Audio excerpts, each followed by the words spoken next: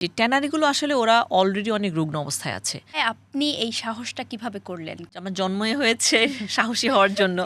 এই ট্রিটমেন্ট প্ল্যান্টে আমাদের প্রচুর দুর্নীতি হয়েছে। অনলাইনে মানুষ এখনো ভয় পায়। ইন্টারন্যাশনাল মার্কেটে আমাদের চামড়ার বিজনেসটা খুবই হতাশাজনক একটা অবস্থা। বিসিকের সেই ক্যাপাসিটিই নাই। ঘুষ ছাড়া তো এখানে আমাদের কোনো কিছু হচ্ছে না। প্রতারণা যদি কোনো একটা জাতির মধ্যে থাকে তাহলে সে প্রতারণা আপনি অনলাইন অফলাইন যে কোনো লাইনেই আপনি পাবেন।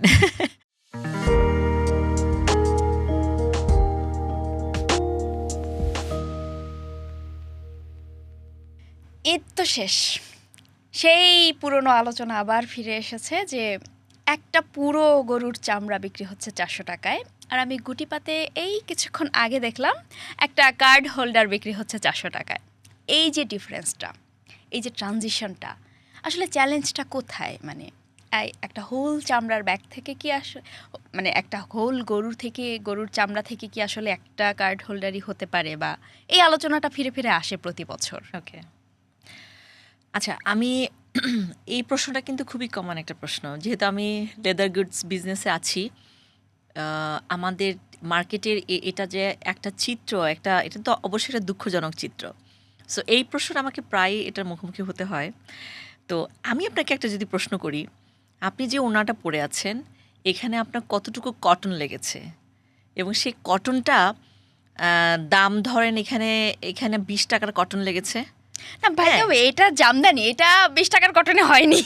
না, হতেও পারে আপনি ম্যাটেরিয়ালস সম্পর্কে জানেন না, হতেও পারে।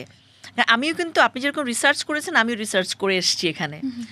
সো আসলে না, মানে আমি কোনো ডিবেট করে এটাকে সময় নষ্ট করতে চাই না। আমার উত্তরটা হচ্ছে আমাদের কাঁচা চামড়া থেকে একটা ফাইনাল প্রোডাক্ট আসা পর্যন্ত অনেকগুলো স্তর আছে, হ্যাঁ, অনেকগুলো প্রসেস আছে। তো সেই প্রসেসটাতে আসতে শুধুমাত্র কাঁচা চামড়া দিয়ে তো আসলে একটা প্রোডাক্ট তৈরি হয় না। এই আলাপটাই আমরা শুনবো, তার আগে একটু ইন্ট্রোডাকশন দিয়ে আসি। Okay. Hello, welcome to her story. সঙ্গে আছি আমি রুকাইয়া জহির, এবং আজকে আমার সঙ্গে আছেন, আসলে মেয়েদেরকে তো এমনিতেই চামড়া ব্যবসায়ী বলা হয়। মানে কেউ একজন দেখা যায় যে কেউ একজন তার ক্যারিয়ার দিয়ে উন্নতি করুক, তার গ্ল্যামার দিয়ে উন্নতি করুক, বা তার কাজ দিয়ে উন্নতি করুক, মেয়েদেরকে এই কথাটা কমনলি শুনতেই হয় যে চামড়া ব্যবসায়ী। কিন্তু আমরা কিন্তু আজকে স্টুডিওতে পেয়েছি আসলেই যিনি চামড়া ব্যবসায়ী, তাকে পেয়েছি তাসলিমা মিজিকে, যিনি গুটি পার কর্ণধার। সবাইকে স্বাগত জানিয়ে শুরু করছি আজকের হার স্টোরি পডকাস্ট, এবং সবাইকে ঈদ মুবারকও। ঈদ মুবারক। ঈদ মোবারক। কেমন আছেন? ভালো আছি, খুবই ভালো আছি। আপনাকে দেখে আরও ভালো লাগছে, আপনি এত চনমনে। সো আপনার প্রোগ্রামে আসতে পেরে আমি খুবই আনন্দিত। থ্যাংক ইউ, এবং আপনাকে পেয়ে আমরা আসলে অনার্ড। আমি আসলে এই চামড়ার ব্যবসা নিয়ে কথা বলবো, এবং আমি গুটি পায়ে দেখলাম ব্যাগ এবং অ্যাক্সেসরিজ। ওয়াই শুধুমাত্র ব্যাগ এবং অ্যাক্সেসরিজ? ব্যাগ অ্যাক্সেসরিজটা এটা আমার প্যাশন, এটা আমার ফোকাস। আমি যেটা ভালো পারি সেটা নিয়ে কাজ করছি, যেটাতে আমার প্যাশন এবং আমার দক্ষতা, আমি সেই দক্ষতা নিয়েই থাকতে চাই। আপনি এই দক্ষতাটা অর্জন করেছেন কিভাবে, কোথা থেকে?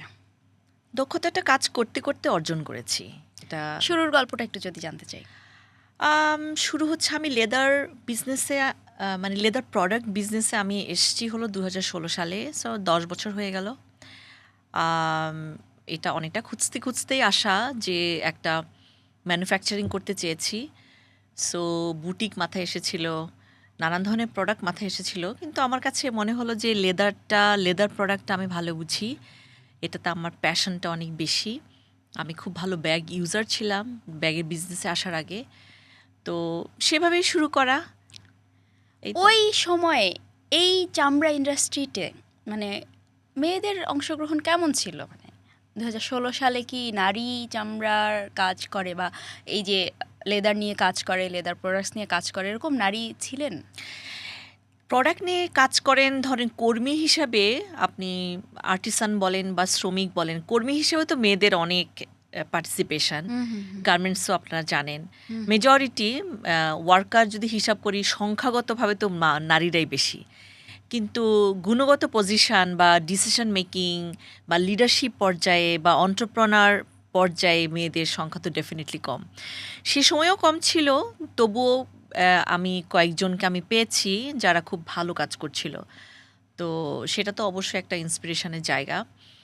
তবে আমি বলব যে আমি যেরকম ম্যাসিভ আকারে জিনিসটাকে নিয়ে ভাবতে শুরু করি আমার একেবারে স্বপ্ন ধ্যান জ্ঞান সব কিছু মিলিয়ে, তো সেটা আমার মনে হয় যে এখানে আসলে এরকম মেয়েদের সংখ্যা কমই আছে এখন পর্যন্ত মানে ওই সময় থেকে শুরু করে এখন পর্যন্ত বলা যায় যে এমন একটা ইন্ডাস্ট্রি যেখানে আসলে নারী নেতৃত্ব, উইমেন লিডারশিপ বলি আমরা যাই বলি না কেন, খুবই কম, খুবই সামান্য, নগণ্য।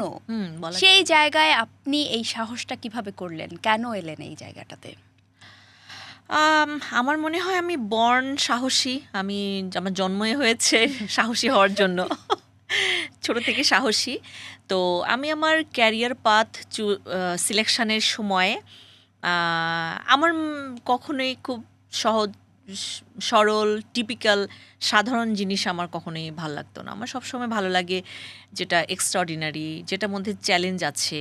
এটা মনে হয় এটা যে আমি চ্যালেঞ্জ ভালোবাসি বলে তা না, কোনো একটা কাজ ভালোবাসি সেটাতে চ্যালেঞ্জ আছে, তখন আমি চ্যালেঞ্জটাকে এটাকে আমি এমব্রেস করি। আপনি বলছিলেন আপনি নানান ধরনের ব্যাগ ইউজ করতেন প্রথমে, তো সেই জায়গা থেকে নিজে একজন উদ্যোক্তা হলেন, এই শুরুটা কিভাবে করলেন? কখন আপনার মনে হলো যে আপনি তৈরি করা শুরু করলেন কবে থেকে? আমি ব্যাগ তৈরি করা শুরু করি কবে থেকে? 2016 সাল থেকে। হ্যাঁ, সেটা তো শুরুতেই, শুনলামই। তো হ্যাঁ। কিভাবে শুরুটা করলেন কিভাবে? মানে শুরুতেই তো আপনার ফ্যাক্টরি ছিল না নিশ্চয়ই?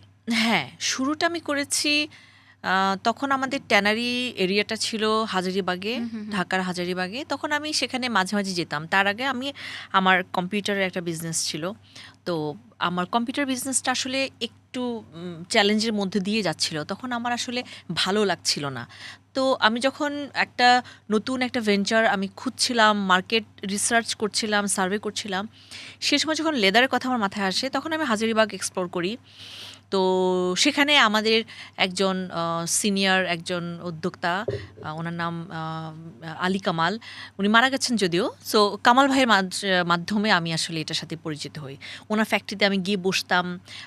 আমার খুবই ভালো লাগতো, দেখতাম যে যখন তার কারিগররা বসে বসে ব্যাগ বানাচ্ছে, প্যাটার্ন কাটছে, অ্যাক্সেসরিজ তারা ডিল করছে। তো আমার কাছে সেটা খুবই ইন্টারেস্টিং লাগতো। আমার কাছে মনে হতো যে আমি যদি করতে পারতাম। তো সেটা দেখতে দেখতেই আমার একটা আগ্রহ তৈরি হয়। তারপর আমি একটা ছোট্ট একটা ব্যাচ প্রোডাকশন করি। তখন আমার ব্র্যান্ড নিয়ে আমার আইডিয়া শুরু হয়, যে আমি আইডিয়েশন করতে শুরু করি যে আমি একটা ব্র্যান্ড তৈরি করব। তো তখন আমি ছোট্ট একটা ব্যাচ তাকে আমি অর্ডার করি, এবং আমি আমার ডিজাইনটা কী হবে ওরকম আমি প্রফেশনাল কোনো টেক প্যাক বা একটা যে ডিজাইন হ্যান্ডওভার করার যে একটা পদ্ধতি, সেরকম প্রফেশনাল পদ্ধতিতে যায়নি। বাট আমার মতো করে আমার নিজের ল্যাঙ্গুয়েজেই আমি তাকে বুঝিয়ে বলেছি আমি এরকম ব্যাগ চাই, এবং ছোট একটা অর্ডার করেছি। আমার ধারণা এটা আমাদের 15 বা 20 পিসেস একটা অর্ডার করেছি। তো তারপর সেটা আমি ফেসবুকে পোস্ট করি, বন্ধুদেরকে বলি যে আমি এরকম একটা জিনিস করছি, সো কারোর যদি লাগে তোমরা আমাকে জানান দাও। সেখান থেকে শুরু আর কি।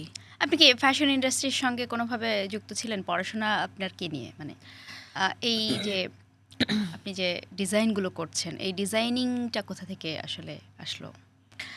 পড়াশোনাটা আমার ফ্যাশন ডিজাইন নিয়েও নয়, বিজনেস নিয়েও নয়। এটা একেবারেই আমার বলা যায় যে আমি সেলফ মেড। হ্যাঁ, আমি দেখতে দেখতে, পড়তে পড়তে, বুঝতে বুঝতে আমি বিভিন্ন টিউটোরিয়াল দেখতাম, বিভিন্ন পডকাস্ট শুনতাম। তারপর ইউটিউবে আছে, অনেক টিউটোরিয়াল আছে। সো কেউ যদি জানতে চায়, আমার মনে হয় যে এটা খুবই ইজি। কেউ যদি তার যদি কোনো একটা জ্ঞান বা দক্ষতার যদি কোনো আগ্রহ থাকে, এটা আমার মনে হয় যে এটা অবারিত ইন্টারনেটে এটার ইনফরমেশন পাওয়া যায়। আমারও সেটাই ওয়ে আউট ছিল, সেভাবে আমি কাজ শিখেছি। 20 পিসেস? 20 পিসেস। এইগুলো আসলে কি হলো তারপরে? অনলাইনে আপনি বললেন, বন্ধুদের বললেন, তারপরে? হ্যাঁ, 20 পিসেস আমার খুবই কুইকলি শেষ হয়ে গেল। এটা কি ছিল সেটা? সেটা ছিল একটা টোট ব্যাগ ছিল। একটা টোট ব্যাগ করেছি। বেসিক্যালি ওটা আমার একটা, হ্যাঁ, লেদারের। আমার একটা গ্যাপের একটা ব্যাগ ছিল।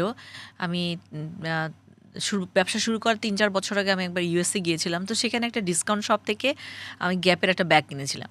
সো ব্যাগটা খুবই ইউজফুল ছিল। তো সেই ব্যাগটা আমার মনে হতো যে এটা আমি রিক্রিয়েট করব। তো তারপর আমি সেই ব্যাগটাই আমার মতো করে আমার কিছু ইন্টারপ্রিটেশন ছিল দিয়ে আমি আমার ফ্যাক্টরিকে আমি বলেছি, যে কামাল ভাইকে বলেছি, কামাল ভাই আপনি আমাকে এটা এরকম করে বানিয়ে দেন, আমি এই জায়গায় চেঞ্জ চাই। সো ওইটা, এবং ব্যাগটা এত সুন্দর ছিল, এটা খুবই কুইকলি এটা জাস্ট মানে উধাও হয়ে গেল বলা যায়। পরবর্তীতে কি করলেন? এরপরে আমি খুবই আগ্রহ পাই, আমার কাছে মনে হলো যে ভালো ব্যাগের ডিমান্ড আছে, এবং আমার প্রথম 20 পিসেস আমি যখন সেল করি, যাদের কাছে সেল করি তারাই তখন ডিমান্ড প্লেস করতে শুরু করে যে আমরা আরও ব্যাগ চাই, আমি এরকম ব্যাগ চাই। মানুষ আছে না যে ইউজাররা অনেক সময় তারা নিজেদের পছন্দের রিফ্লেকশন দেখতে চায়।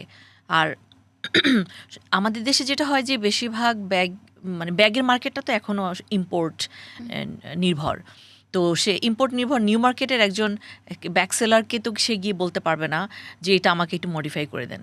কিন্তু যেহেতু এটা আমার বন্ধুরা, কাস্টমাররা আমার পরিচিত, এবং এটা আমি কাজটা ম্যানুফ্যাকচারিং প্রসেসটার সাথে আমি যুক্ত, সো তারা আমাকে তাদের ডিমান্ডটা বলতে থাকে, আমরা এরকম চাই ওরকম চাই। এখান থেকে আমি আমার মার্কেট সম্পর্কে, তাদের ডিমান্ড সম্পর্কে আমি নোট নিতে শুরু করি, যেটা পরবর্তীতে আমার ডিজাইনের ক্ষেত্রে আমি সেটাকে ওইভাবে আমি ডিজাইনগুলো করেছি যে তাদের ইউটিলিটিটা তারা কি দেখতে চায়। তো সেভাবে আসলে মানে একটার পর একটা অন্য জনের একটা ফ্যাক্টরি থেকে এখন আপনার নিশ্চয়ই নিজের ফ্যাক্টরি আছে। হ্যাঁ, আমার সেটা কবে শুরু হলো?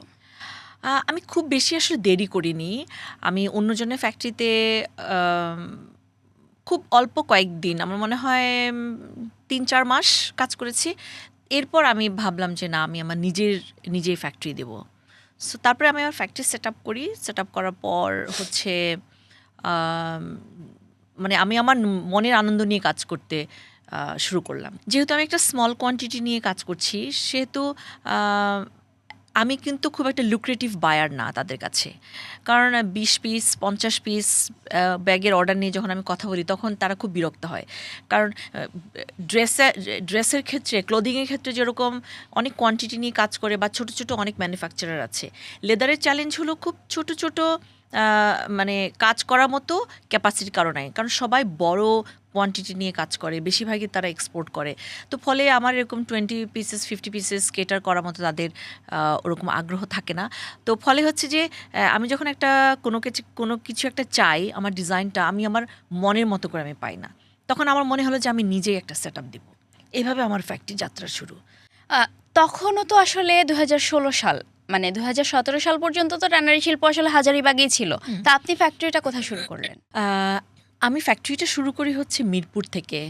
আমি হাজারীবাগে শুরু করিনি, আমি শুরু করেছি মিরপুর থেকে। মিরপুরে আসলে হাজারীবাগে আমি সেরকম মনের মতো কোনো একটা স্পেস পাচ্ছিলাম না। তো মিরপুরে আমার পরিচিত একজন, ওনারা বললেন যে ওনার একটা ফ্লোর ওনারা ভাড়া দেবেন একটা ফ্যাক্টরির জন্য। সো আমার কাছে মনে হলো যে এটা অ্যাপ্রোপ্রিয়েট আমার সেট আপের জন্য, আমি সেটাই তখন রেন্ট করি। কিন্তু লেদারের ফ্যাক্টরি থেকে তো গন্ধ আসে, মিরপুরে ওনারা ভাড়া দিলেন কি বিবেচনায়? মানে এই গন্ধটা কি ছিল না?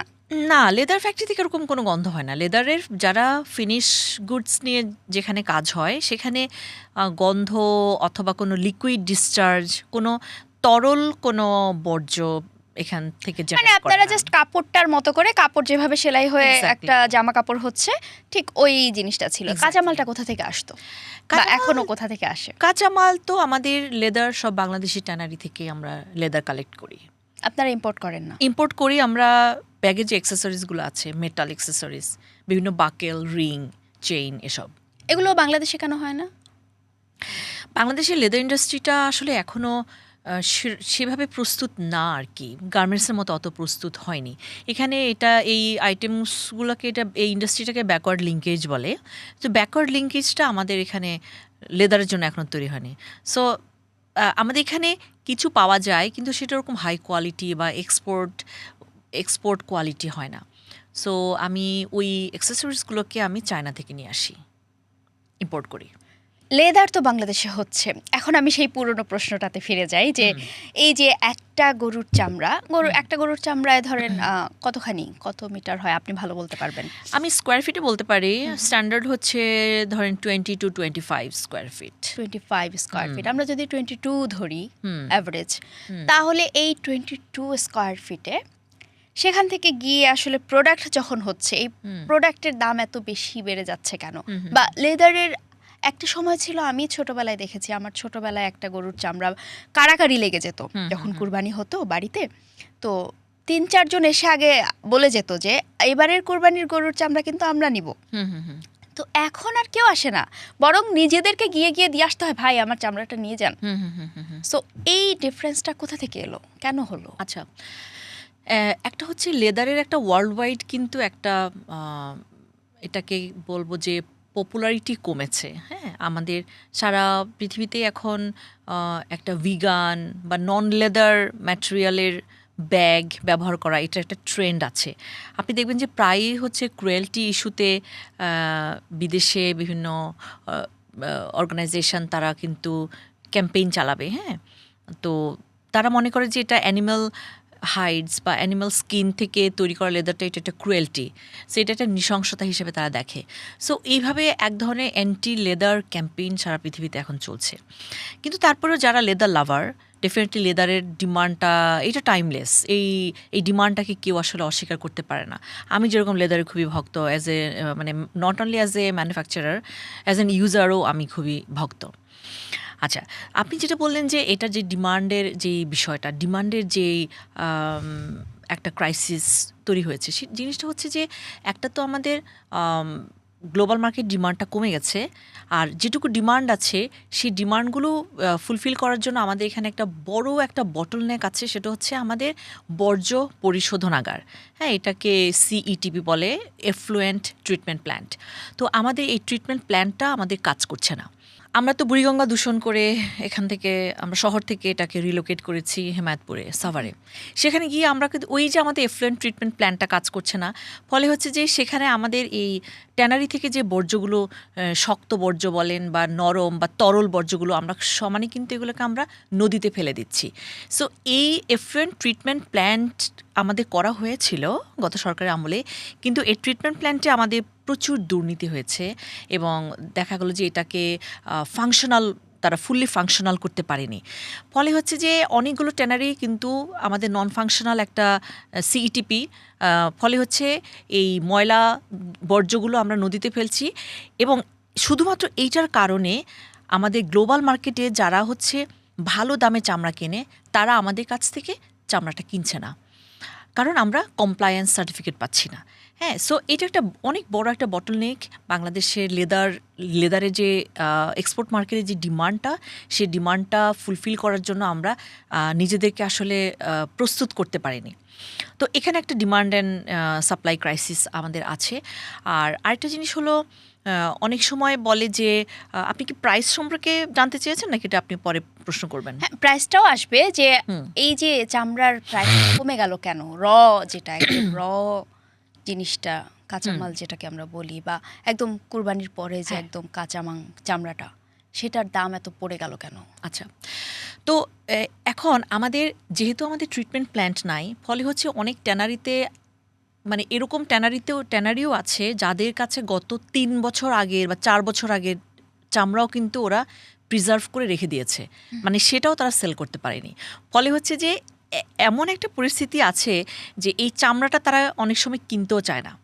তবে হ্যাঁ, হয়তো ভালো চামড়া পেলে তারা কিনতে চায়।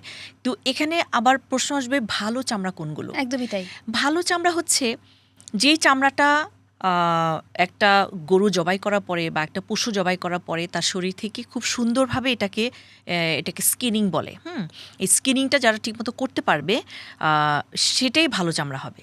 সো অনেক সময় কি, এই যে আমাদের একটা এই সাপ্লাই চেনের একটা ক্রাইসিস হওয়ার ফলে যেটা হয় যে যেহেতু ভালো দাম পাচ্ছে না যারা কসাইরা যেহেতু ভালো দাম পাচ্ছে না, ফলে হচ্ছে তারাও হচ্ছে যে যেন তেন করে ছুরি কাচি দিয়ে কোনো রকম করে চামড়াটা তোলে।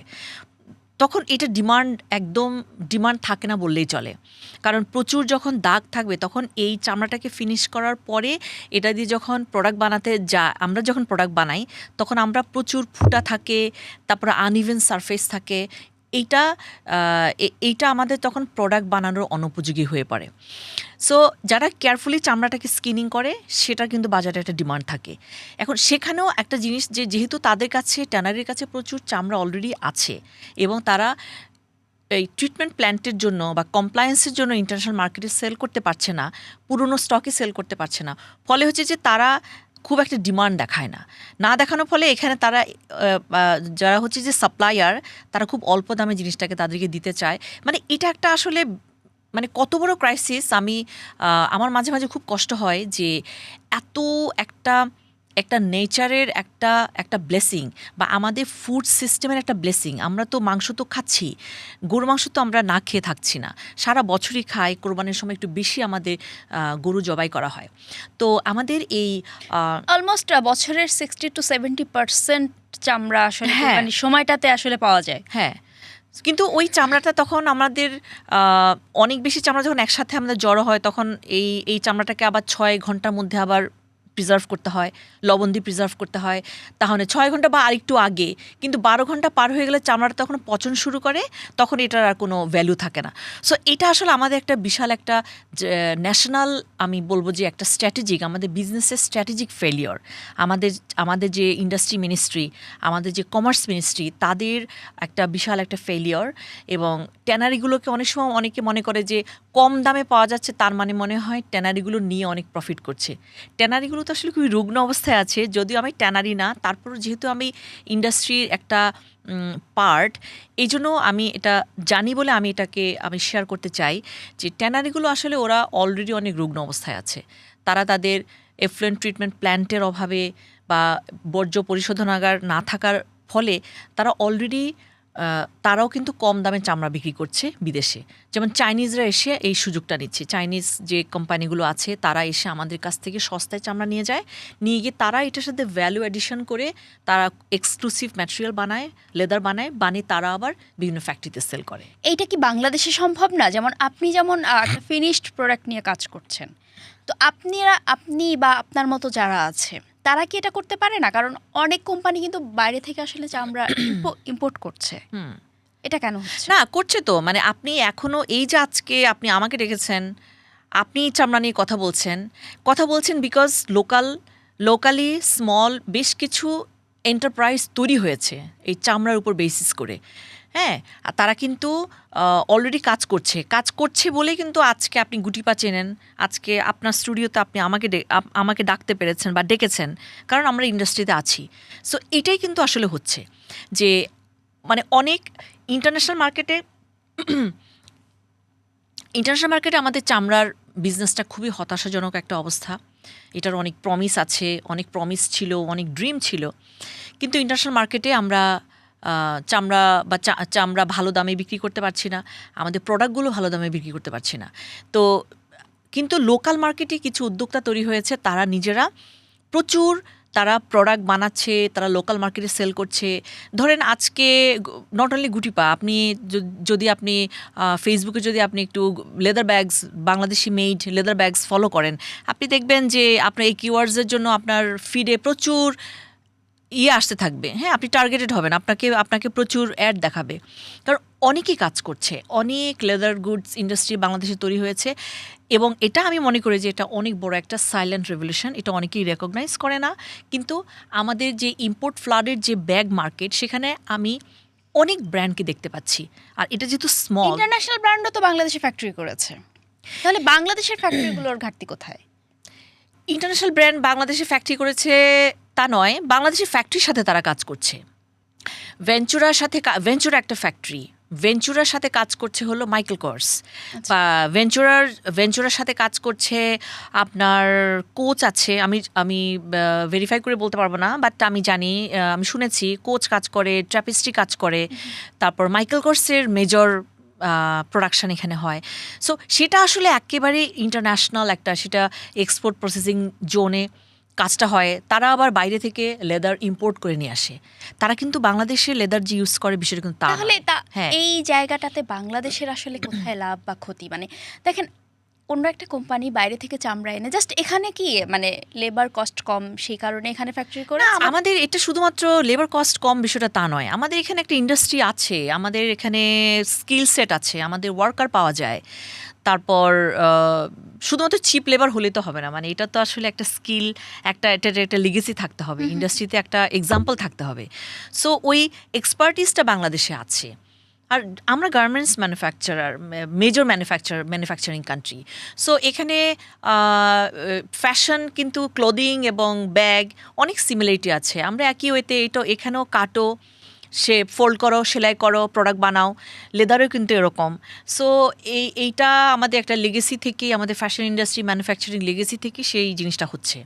আমি আপনাকে কিছু রিপোর্ট বলি, যেমন 2017 সালে হাজারিবাগ থেকে ট্যানারি যখন সাভারে যায়, ওই বছর চামড়া ও চামড়াজাত পণ্য রপ্তানিতে বাংলাদেশে আয় করেছিল $1.5 বিলিয়ন। অথচ 2025 সালের রিপোর্ট বলছে সেটা নেমে এসেছে প্রায় $0.5 বিলিয়ন। এই যে নেমে আসাটা, এইটা আসলে কেন? মানে নেমে আসাটা কারণ হচ্ছে আমাদের তো আরএমজি সেক্টরের পরেই ছিল চামড়া সেক্টর, যে লেদার গুডস আমরা এক্সপোর্ট করছি।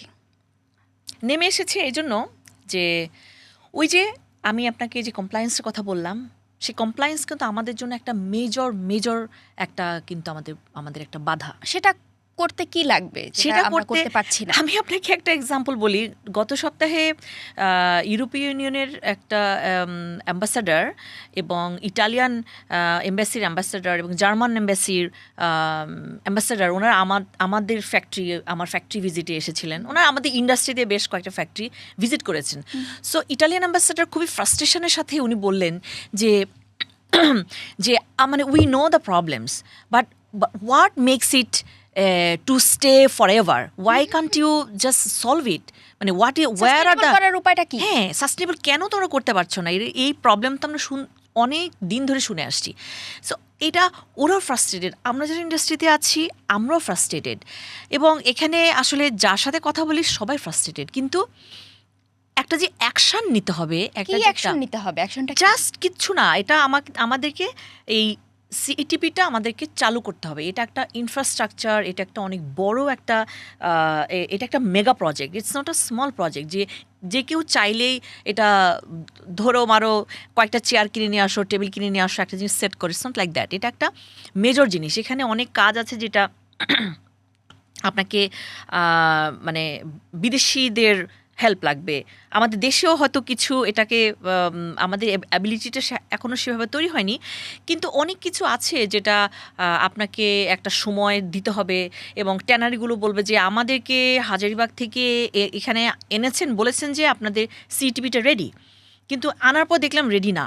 এখন ট্যানারিদেরকে যদি বলে যে তোমরা 3 মাস বা 4-6 মাস তোমাদের কাজ বন্ধ রাখো, আমরা এটা ইনফ্রাস্ট্রাকচার ঠিক করি, তখন দেখো যে তারাও কিন্তু প্রত্যেকটা ফাংশনাল একটা ফ্যাক্টরি বা প্রসেস, ওদের কিন্তু একটা বিশাল একটা বাধা আসবে। তারপরেও আমার মনে হয় অনেকে চায় যে এটা একটা পার্মানেন্ট সলিউশন হোক, কিন্তু আসলে এটা সরকার থেকে উদ্যোগ নিতে হবে। আর সরকার থেকে উদ্যোগ নেওয়ার ব্যাপারে এই আমাদের এই সিটিপিটা অপারেট করছে হলো বিসিক। হ্যাঁ, এটা হচ্ছে বাংলাদেশ ক্ষুদ্র ও কুটির শিল্প। হ্যাঁ, সো অনেক সময় আমরা এটা নিয়েও আমরা প্রশ্ন করতে শুনেছি ইন্ডাস্ট্রি স্টেক হোল্ডার্সদেরকে যে বিসিকের সে ক্যাপাসিটিই নাই, যে এত বড় একটা এরকম একটা ইন্ডাস্ট্রি, এটা একটা হেভি ইন্ডাস্ট্রি। হ্যাঁ, লেদারের যেই মেশিনারিজ, লেদারের মেশিনারিজ কিন্তু খুব ছোটোখাটো কোনো মেশিনারিজ না। এটা এরকম না যে কয়েকটা সোয়িং মেশিনের মতো। এটা হচ্ছে এখানে যে ড্রাম, এখানে যে ফিনিশিংয়ের জন্য যে যত ধরনের মেশিনারিজ ব্যবহার করা হয়, এগুলো অনেক বড় সড়ো কিছু। হ্যাঁ, এবং এই ইন্ডাস্ট্রিকে যারা চালায় এবং এখানকার এফ্লুয়েন্ট ট্রিটমেন্ট প্ল্যান্টটা, এটা একটা খুবই একটা মেজর একটা জিনিস। মানে এটা একেবারে কোনো ছেলে খেলার মতো কোনো একটা জিনিস না। কিন্তু দেখা গেলো যে আমরা এটার অপারেশনের দায়িত্ব দিয়েছি বিসিককে।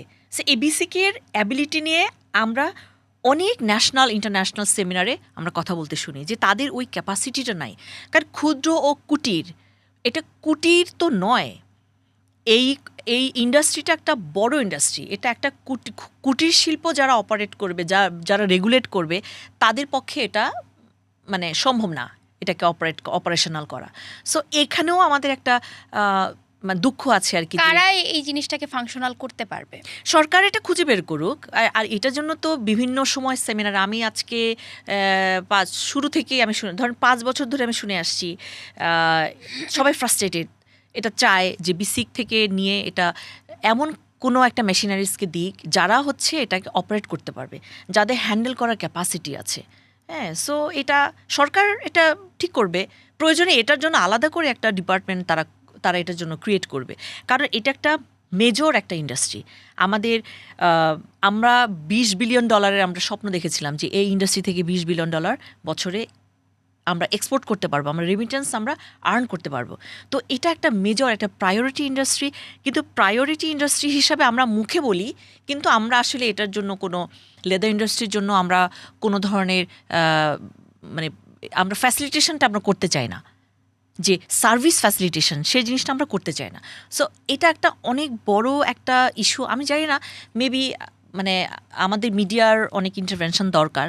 অনেকে জানে, অনেক সিনিয়র জার্নালিস্টদেরকে আমি দেখেছি তারা এটা নিয়ে কথা বলতে, তারা এটা নিয়ে রিপোর্ট করে, কিন্তু এন্ড অফ দ্য ডে আমরা আসলে কোনো ধরনের কোনো চেঞ্জ আমরা দেখতে পাই না। কিন্তু বাইরের যে কোম্পানির কথা বললাম, আমরা ভেঞ্চুরার কথা বললাম, তারা আসলে কি এমন করেছে যেটা আমরা করতে পারছি না? ভেঞ্চুরা হচ্ছে একটা এটা সম্ভবত একটা চাইনিজ তাইওয়ানিজ একটা কোম্পানি, এবং ওরা ওদের যে অপারেশনাল যে ওদের যে দক্ষতা, এটা অন্য লেভেলের।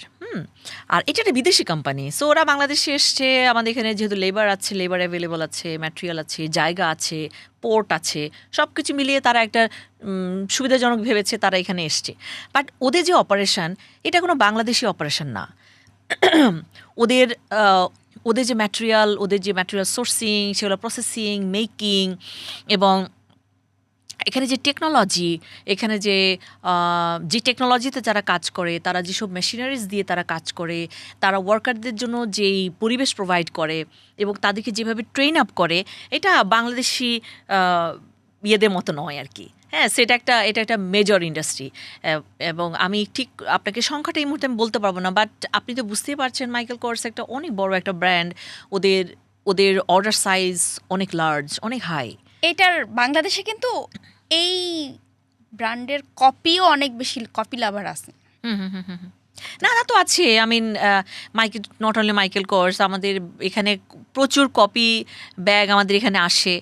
সেটা আবার আরেকটা ধরেন মানে আরেকটা গেম, আরেকটা স্টোরি হতে পারে। হ্যাঁ, যে এটা হচ্ছে আমার প্রশ্ন, যে আমাদের দেশীয় এত ব্র্যান্ড আছে, এত লেদার অরিজিনাল লেদার প্রোডাক্টস হচ্ছে, তারপরেও মানুষ আসলে বিদেশি ব্র্যান্ডের কপি ইউজ করতে চায় কেন? এটা তো আমাদের একটা কি বলবো, মানে আমরা জাতিগতভাবে আমি মনে করি যে এটা আমাদের ডিগনিটির অভাব, হীনমন্যতার অভাব। আর এই ডিগনিটি হীনমন্যতার জন্য আমি শুধু কনজিউমারকে আমি দায়ী করবো, বিষয়টা তা নয়। এটার জন্য আমি হোল সিস্টেমকে দায়ী করব। এবং আমাদের দেশে যারা বিজনেসটাকে যারা রেগুলেট করে, তারা কি মেড ইন বাংলাদেশ প্রোডাক্টের জন্য কি যথেষ্ট পাবলিসিটি করে? তারা কি যথেষ্ট ক্যাম্পেইন করে? তারা কি অ্যাওয়ারনেস তৈরির জন্য কোনো স্টেপ নেয়? আপনি দেখেছেন কখনো যে মেড ইন বাংলাদেশ?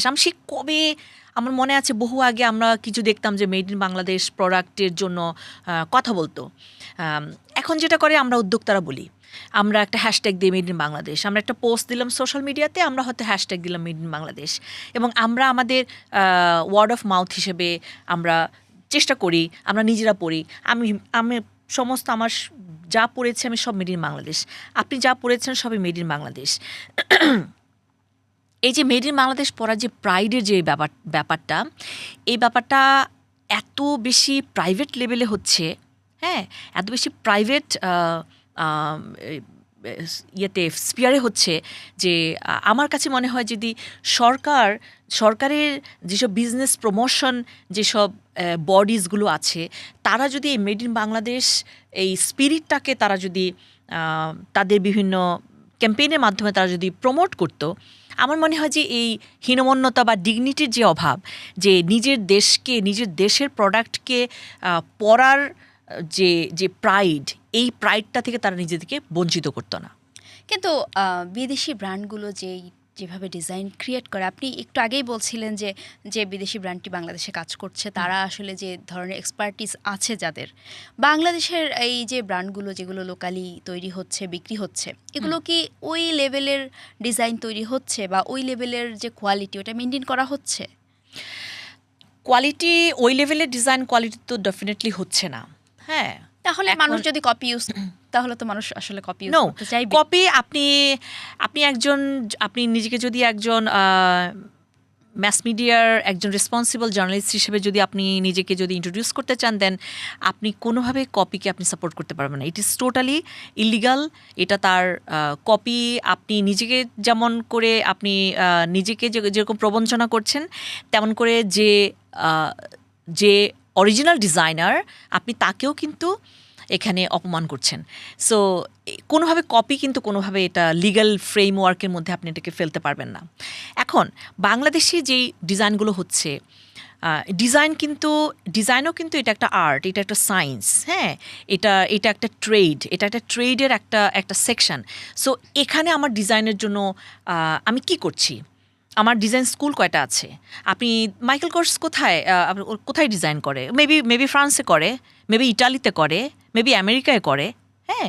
সো আপনি সেখানকার ডিজাইন স্কুলগুলো দেখেন, তাদের লিগেসি দেখেন, তারা কতদিন ধরে ডিজাইনগুলো করছে এবং তারা ডিজাইনের জন্য কত রকমের R&D করে, কতগুলো ট্যালেন্ট কাজ করে। সো আমাদের এখানে সেটা চট করে আমি সেটা আশা করতে পারি না। তবে হ্যাঁ, আমি এটা আশা করতেই পারি যে আমাদের দেশে আমাদের বিজনেসের জন্য ইন্টারন্যাশনাল মার্কেটে আমাদের নিজেদের একটা পজিশনিং তৈরি করার জন্য আমাদের সরকার থেকে সেটা উদ্যোগ নিতেই পারে যে আমরা গ্লোবাল মার্কেটকে অ্যাট্রাক্ট করার জন্য আমরা এখানে ডিজাইনার কালেকশন তৈরি করার জন্য আমরা ডিজাইনার ক্রিয়েট করব, আমরা স্কুল তৈরি করব। আমাদের এখানে BGME এর একটা ফ্যাশন ডিজাইন ইনস্টিটিউট আছে, সেটা ক্লোদিং নিয়ে কাজ করে। চামড়া নিয়ে এরকম কিছু নেই? চামড়া নিয়ে আছে, চামড়া নিয়ে ঢাকা ইউনিভার্সিটির আন্ডারে একটা অধিভুক্ত একটা লেদার ইনস্টিটিউট আছে। কিন্তু আমার কাছে মনে হয় মানে এটা খুবই আনফর্চুনেট যে এখানে আমাদের আপগ্রেডেশনটা সেভাবে হয়নি। এখানে অটোমেশন নাই, আপগ্রেডেশন নাই। আমাদের পড়াশোনাটা যেভাবে হচ্ছে আর কি, যে আমরা কোনো রকম ছেড়ে দিচ্ছি। এটা শুধু লেদার ইনস্টিটিউটের কথা আমি বলবো তা নয়, এখানে আপনি অন্যান্য যেসব টেকনিক্যাল এডুকেশন বলেন অথবা পাবলিক আপনি জেনারেল এডুকেশন বলেন, সব জায়গাতেই তো আপনার র্যাঙ্কিংয়ের প্রবলেম। আপনার ঢাকা ইউনিভার্সিটির র্যাঙ্কিং কোথায়? হ্যাঁ, আপনার জাহাঙ্গীরনগরের র্যাঙ্কিং কোথায়? অথচ কোথায় একসময় তো আরও অনেক ভালো ভালো পড়াশোনা হতো। তো সেখান থেকে আমাদের সামনে এগিয়ে যাওয়ার কথা। সো যাই হোক, আমি ওসব পাবলিক ইউনিভার্সিটির দিকে আমি যাব না, বাট আমি টেকনিক্যাল যে ইনস্টিটিউটগুলো আছে, যে ফ্যাশন এবং স্কিল সংক্রান্ত ভোকেশনাল, এগুলাতে আমাদের যথেষ্ট পরিমাণে আমরা ফোকাস দেইনি। ফলে হচ্ছে আমরা শুধু দুঃখই করব এবং আমরা আমাদের প্রাইড ডিগনিটিকে বাইপাস করে, এটাকে আমরা কোনোদিন ফিল না করে, অনুভব না করে আমরা শুধুমাত্র কপি ইউজ করব আর বাইরের দিকে তাকাবো এবং আমরা সেটাকেই আমরা তখন হাউকাউ করব ঈদ আসলে, হ্যাঁ, যে মানে আমি 2 লাখ টাকা দিয়ে এটা কিনলাম, 5 লাখ টাকা দিয়ে কিনলাম, আমি অমুক জায়গায় যেতে পারলাম না, আমি দুবাই যেতে পারলাম না, মানে যত সব কি বলবো, মানে বেজলেস, এটা একটা ভেগ, এইসব কথাবার্তা বলে আমরা জাতি হিসেবে আমরা নিজেদেরকে বঞ্চিত করে যাব দিনের পর দিন। আমি একটু আপনাকে বলি যে এরকম একটা এক্সপিরিয়েন্স আমার আছে, যে আমি একবার নেদারল্যান্ডসে গিয়েছিলাম। তো ওইখানে আমি আসলে পর্যাপ্ত শীতের কাপড় নিয়ে যাইনি। তো আমি শীতের কাপড় কিনতে গিয়ে তখন দেখলাম যে ওইটা আসলে মেড ইন বাংলাদেশ, এবং সেইটা যদি আমি দেখা যেত যে আমাদের দেশে কোথাও কিনতে যেতাম, সেখানে আমি 2-3 হাজার টাকায় পেয়ে যেতাম। কিন্তু সেটা ওইখানে গিয়ে দেখা গেছে যে অনেক বেশি দাম, মানে আপনি 50 ইউরোর নিচে কিছুই পাবেন না। সো এই জিনিসগুলো আমরা দেশের বাইরে গেলে ফিল করি যে this is made in Bangladesh, কিন্তু যখন আমি ওই সেম কোয়ালিটির জিনিস দেশে কিনতে চাই, সেটা কিন্তু অ্যাভেলেবেল পাওয়া যায় না। তো এটা কি আসলে, এটার ঘাটতিটা কোথায়? সেই কোয়ালিটি জিনিস আপনি পাচ্ছেন না, তাই তো? আচ্ছা, মেড ইন বাংলাদেশ কিন্তু সে বাংলাদেশে কিন্তু তৈরি করছে। সো বাংলাদেশে কি তৈরি করছে, কারা তৈরি করছে?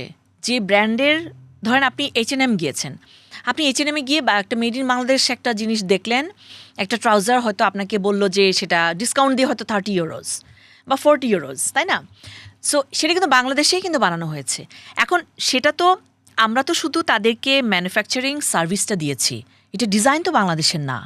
সো এগেইন সেম কোয়েশ্চেন, যে আপনি যদি ওই কোয়ালিটির জিনিস যদি পেতে চান, আপনার এখানে বানানোর মতো লোক আছে এবং আপনাকে ডিজাইনটা দিতে হবে, আপনাকে এই অ্যারেঞ্জমেন্টটা করতে হবে, হ্যাঁ, এই যে প্রোডাক্ট মেকিংয়ের অ্যারেঞ্জমেন্টটা করতে হবে।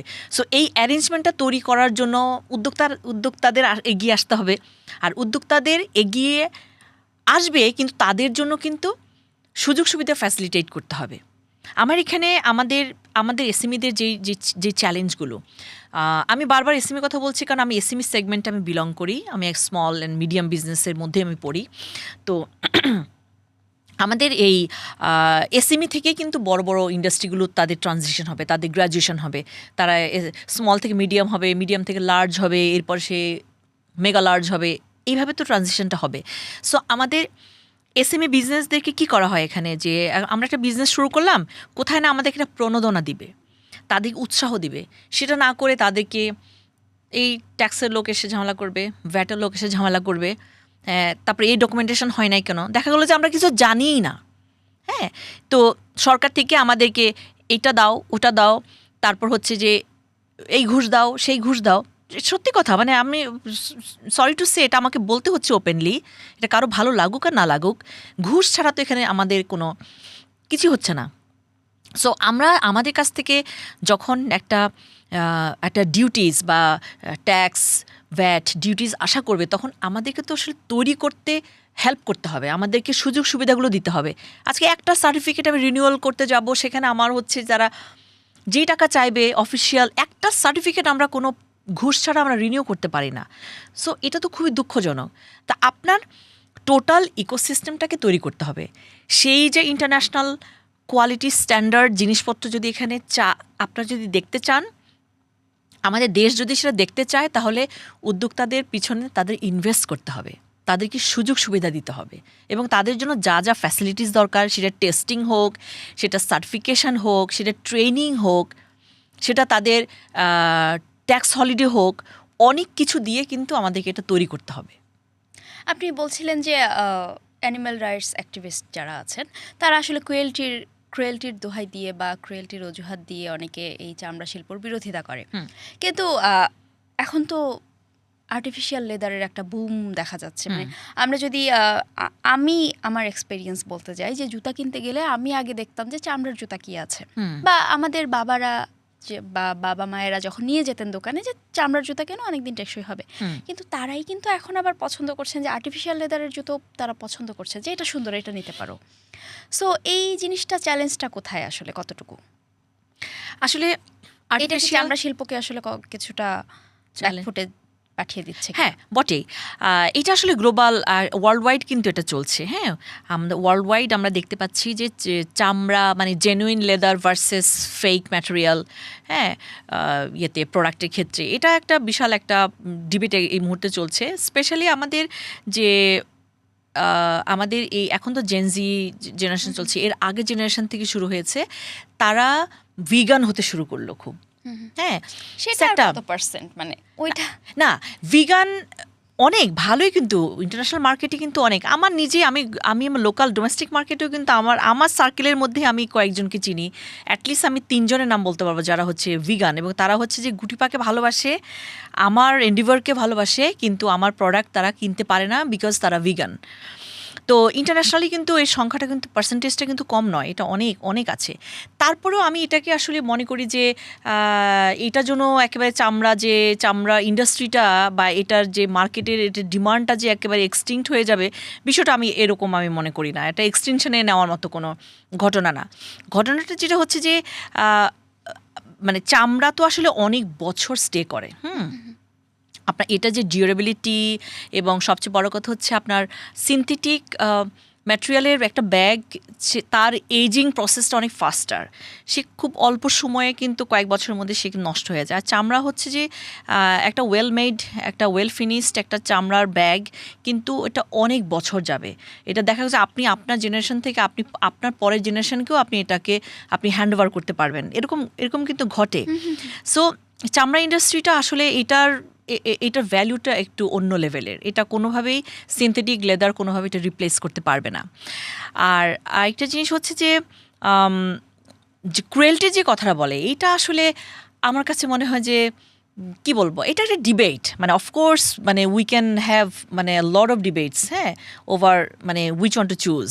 তো আমি মনে করি যে আমাদের বাংলাদেশের জন্য এটা খুবই অবান্তর, বিশেষ করে আমরা এখানে আমাদের মুসলিম মেজরিটি কান্ট্রি, এখানে প্রচুর গরু জবাই হয়, এটা আমাদের ফুড হ্যাবিটের মধ্যে একটা বিশাল একটা পার্ট। সো আমরা যখন গরুটা যখন জবাই করি চামড়াটা তো আমরা ডেফিনেটলি এটা আমাদের জন্য একটা নেচার থেকে একটা ব্লেসিং।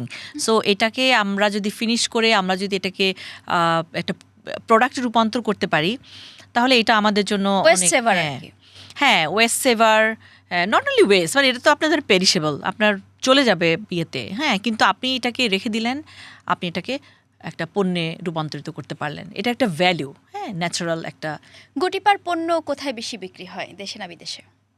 গুটিপার পণ্য অবশ্যই দেশেই বেশি বিক্রি হয়। আমরা গুটিপার লেবেল হিসেবে, ব্র্যান্ড হিসেবে আমরা যে প্রোডাক্টগুলো করি সেটা বাংলাদেশে বেশি বিক্রি হয়, কিন্তু আমাদের অনেক দেশে বাইরে থেকে অনেকেই গুটিপার প্রোডাক্ট তারা অর্ডার করেন, সেটাও আমরা পাঠাই। তবে আমরা যেটা এক্সপোর্ট করি সেটা আসলে অন্য ব্র্যান্ডের আন্ডারে আমরা করি। কোন কোন ব্র্যান্ডের আন্ডারে? আছে বেশ কয়েকটা ব্র্যান্ড, আমার মেবি আমি অ্যালাউড না সবগুলো মানে মিডিয়াতে ডিসক্লোজ করা, বাট আমরা বেশ কিছু ব্র্যান্ডের জন্য আমরা কাজ করি। তাহলে এই যে আমরা কেন গুটিপার নামে এক্সপোর্ট না করে অন্য ব্র্যান্ডের নামে কেন করছি? হ্যাঁ, বিকজ অফ দ্য ডিমান্ড। গুটিপার প্রোডাক্ট তো আমি তো সেভাবে মার্কেট করিনি, ইন্টারন্যাশনাল মার্কেটে গুটিপা হিসেবে মার্কেট করিনি। ইন্টারন্যাশনাল মার্কেটে আমি আমার ম্যানুফ্যাকচারিং যে সাপোর্টটা, সার্ভিসটা, সেই হিসাবে আমি প্রমোট করেছি। সো আমি অর্ডার নেই অন্য ব্র্যান্ডের আন্ডারে, তারপর তাদেরকে আমি সেল করি। কোন কোন দেশে যায়? মোস্টলি ইউএসএ, তারপর নেদারল্যান্ডস, তারপর জার্মানি, ইউএই, অলসো কানাডা। এবার একটু জানতে চাই যে একটা চামড়ার প্রোডাক্ট ভোক্তারা যখন ইউজ করবে, তারা আসলে এই প্রোডাক্টটাকে ভালো রাখার জন্য বা অনেক দিন সাস্টেইন করার জন্য কি করতে পারে? লেদার প্রোডাক্ট হচ্ছে এটা মানে একটু ড্রাই এবং একটা রুম টেম্পারেচার, মানে যেখানে খুব বেশি গরম হবে না সেরকম একটা জায়গাতে তারা রেখে দিতে পারে। একটা কটন কোনো একটা কাপড়ে, ডাস্ট ব্যাগও পাওয়া যায় বাজারে, গুটিপাতেও পাওয়া যায়। সো তারা তাদের সেটা ডাস্ট ব্যাগ না থাকলে তারা তাদের একটা পুরনো ওড়না দিয়ে তারা এটাকে পেঁচিয়ে তাদের আলমিরাতে তারা সংরক্ষণ করতে পারে। আর চামড়ার ব্যাগ হচ্ছে কিছুদিন পর পর নামিয়ে ব্যবহার করা উচিত, তাহলে হচ্ছে যে এটা ভালো থাকে, এটার যে হ্যান্ড ফিলটা, এটার যে সারফেসটা, কালার, সব কিছু ভালো থাকে। গুটিপার প্রোডাক্ট কি কি আছে? জুতো নেই, আর কি কি আছে? গুটিপার প্রোডাক্ট মূলত হচ্ছে মেয়েদের ব্যাগ। হ্যাঁ, আমরা ফিমেল কাস্টমারদেরকে টার্গেট করি, বেশিরভাগ ব্যাগ বানাই। তো এখানে নানান ধরনের ব্যাগ আছে, তবে আমাদের সেই জায়গাটাতেও আমরা মেজর যেই সেকশনটাকে ফোকাস করি সেটা হচ্ছে ওয়ার্ক ব্যাগ। হ্যাঁ, কর্পোরেট উইমেনদের জন্য ওয়ার্ক ব্যাগ করি আমরা। শুধু কি ব্যাগেই থাকবে নাকি আর কিছু যাবে, আর কিছুতে প্রোডাকশনে যাবে গুটিপা? না, আমি আপাতত ব্যাগেই ফোকাস করেছি, আমার আর কোনো প্ল্যান নাই। আমি ব্যাগেই আরও বেশি ভালো করতে চাই, আরও ভালো ব্যাগ বানাতে চাই। আর সেজন্য কি করতে হবে, মানে আরও ভালো ব্যাগ কিভাবে হবে? কোয়ালিটি তো আসলে কোনো শেষ নাই। আমি যদি কম্পেয়ার করি, প্রথমে আমি যে ব্যাগগুলো বানিয়েছিলাম সেটার সাথে যদি এখন আমি সবচেয়ে লেটেস্ট যে ব্যাগটা আমি বানিয়েছি সেটা যদি আমি কম্পেয়ার করি, তাহলে এটা অনেকে হয়তো বুঝতে পারবে না, কিন্তু আমি as a designer, as a maker, আমি সেটার পার্থক্যগুলো আমি বুঝি। সেটা অনেক বেশি মোর ইন্টারন্যাশনাল। হ্যাঁ, এটাকে এখন আমি যে ব্যাগগুলো বানাই সেগুলো মানে অনেকে মনে করে যে এটা ইন্টারন্যাশনাল, অনেক হাই কোয়ালিটি প্রিমিয়াম ব্র্যান্ডের চাইতেও অনেক ভালো। সো এই বাংলাদেশে যদি এত ভালো ব্যাগ হয়, কিন্তু মানুষ অনেকেই এখন পর্যন্ত বলে যে কলকাতায় অনেক ভালো ব্যাগ পাওয়া যায়, কলকাতার লেদার গুডসের দামও কম, কোয়ালিটিও ভালো, এই জিনিসটা কেন চেঞ্জ হচ্ছে না? আসলে কলকাতার মানে নট অনলি কলকাতা, অনেক কিছুর সাথে কম্পেয়ার করা যায়। যেখানে বাংলাদেশি কাস্টমাররা তাদের ব্যাগ কিনে, তারা ব্যাংকক গিয়ে ব্যাগ কিনে। তারপর কিন্তু অনেক ক্ষেত্রে তো দেখা যায় যে বাংলাদেশের প্রাইসটা বেশি হয়ে যাচ্ছে বাইরের আমাদের আশপাশের দেশগুলোর তুলনায়। না, এটা বাংলাদেশের প্রাইস বেশি হয়ে যাচ্ছে বলে আমি মনে করি না।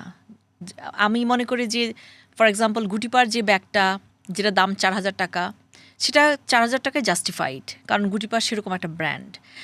আর অনেকেই বিভিন্ন হয়তো ব্যাংককের একটা ব্যাগের সাথে কম্পেয়ার করে, আমি মনে করি যে ওগুলো হচ্ছে যে সিনথেটিক ব্যাগের সাথে কোনো কম্প্যারিজন চলে না। বা কলকাতার একটা বিশেষ ব্র্যান্ড, আমি নাম বলবো না, অনেকে গিয়ে ওই ব্র্যান্ডের ব্যাগগুলো কিনে। আমি তো সেটাকে ব্র্যান্ডই মনে করি না। মানে আমার কাছে খুব লজ্জা লাগে যে আমাদের টেস্ট এত খারাপ। আমরা কিসের সাথে কি কম্পেয়ার করি।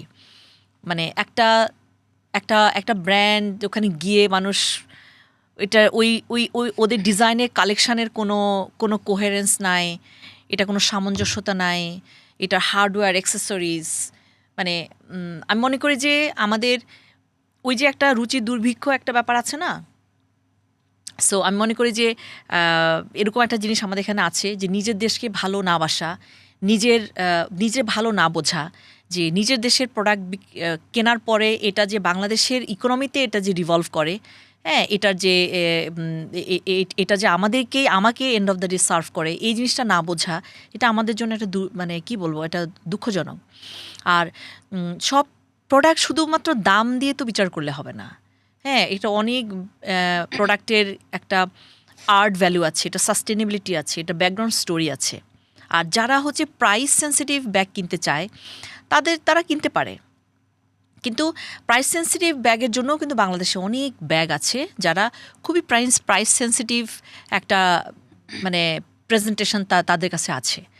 অনেক ব্যাগ আছে যারা হচ্ছে ২,০০০ টাকা দিয়ে লেদার ব্যাগ সেল করছে, অনলাইনে অনেক আছে। এবং আবার যদি প্রাইসের সাথে যদি কম্পেয়ার করে, আমাদের এখানে যে বড় বড় ব্র্যান্ডগুলো কাজ করে, বড় বড় ব্র্যান্ড বলতে কনজিউমার যে ব্র্যান্ডগুলো আছে, যেমন বাটা আছে, এপেক্স আছে, সেখানেও কিন্তু ব্যাগ আছে সেটার সাথে, বা আমাদের আড়ং আছে। তো এটা যারা হচ্ছে কনশাস কাস্টমার, যারা ফ্যাশনটাকে তারা একটু একটা জিনিস কেনার আগে তারা অনেকবার একটু ভাবে, একটু দেখে বুঝে কেনে, তারা তো ঠিকই আবার আমাদের কাছে ফিডব্যাকটা দেয় যে কেন গুটিপার স্পেশাল, কেন গুটিপার ব্যাগ তাদের ভালো লাগে, কেন এটা ফাংশনাল। আপনি তো একদম শুরুতে শুরু করেছিলাম অনলাইনে, আপনার এখনও কি সেলটা কোথায় বেশি, অনলাইনে না অফলাইনে? অনলাইন আছে, হ্যাঁ, আমাদের একটা ফিজিক্যাল শোরুম আছে, কিন্তু আমরা অনলাইনে বেশি সেল করি।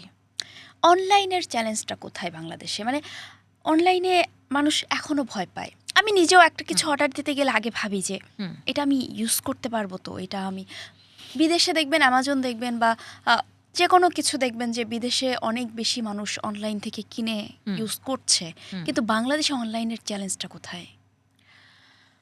বাংলাদেশে অনলাইনে চ্যালেঞ্জ বলতে ধরেন অনেক সময় বিভিন্ন প্রতারণা হয়, মানুষ কনফিডেন্স পায় না। তো এটা তো হচ্ছে যে এই প্রতারণা যদি কোনো একটা জাতির মধ্যে থাকে, তাহলে সে প্রতারণা আপনি অনলাইন অফলাইন যে কোনো লাইনেই আপনি পাবেন।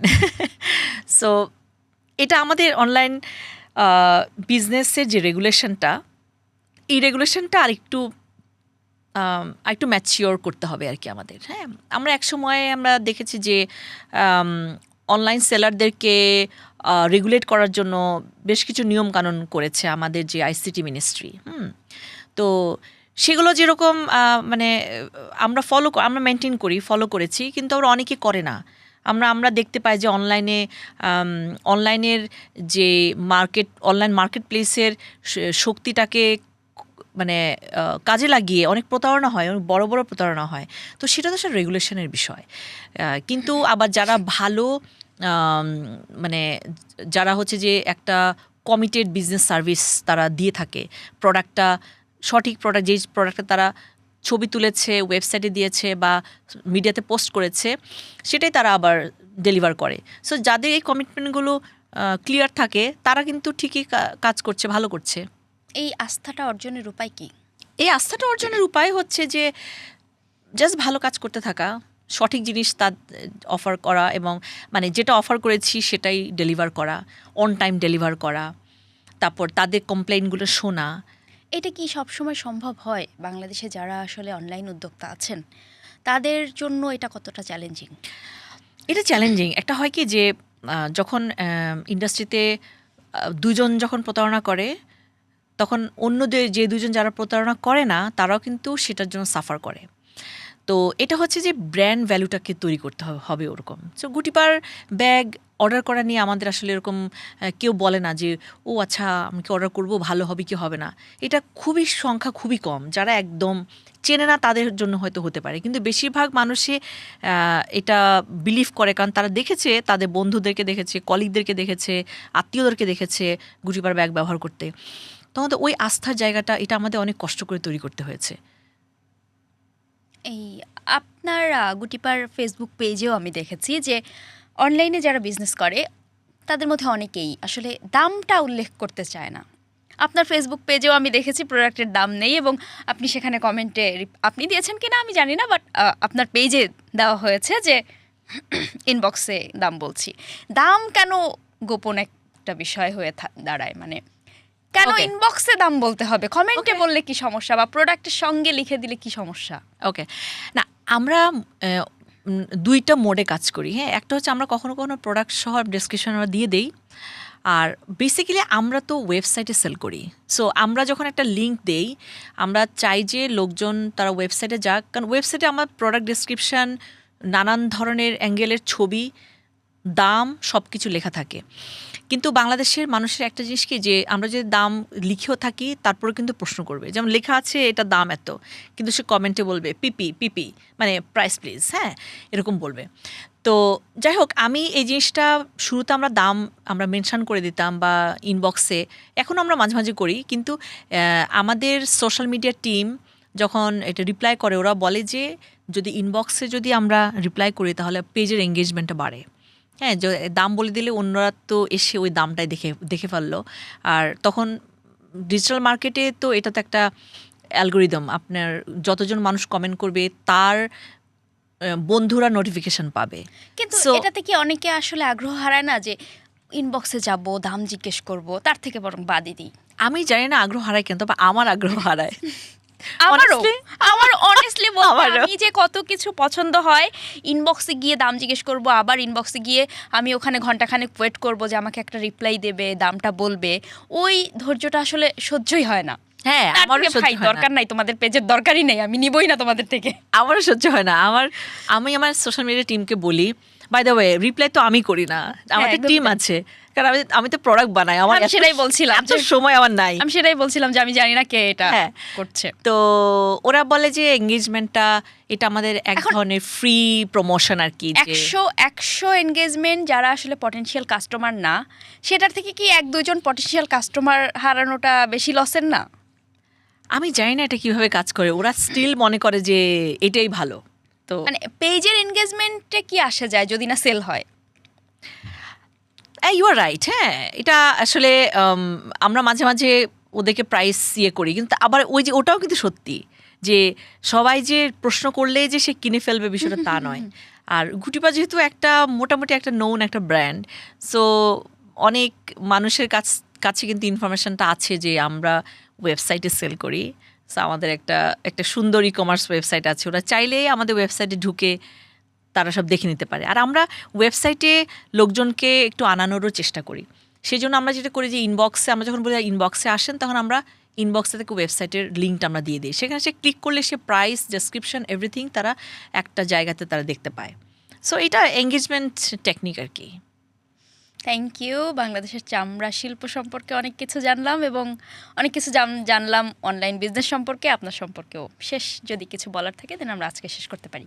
ওকে, শেষ আসলে কি বলবো, শেষ তো হয় না কোনো কিছুর। আমাদের বিজনেসটা, চামড়া শিল্পটা আসলে আমাদের অনেক মানুষের দোয়া, ভালোবাসা, ব্লেসিং দরকার।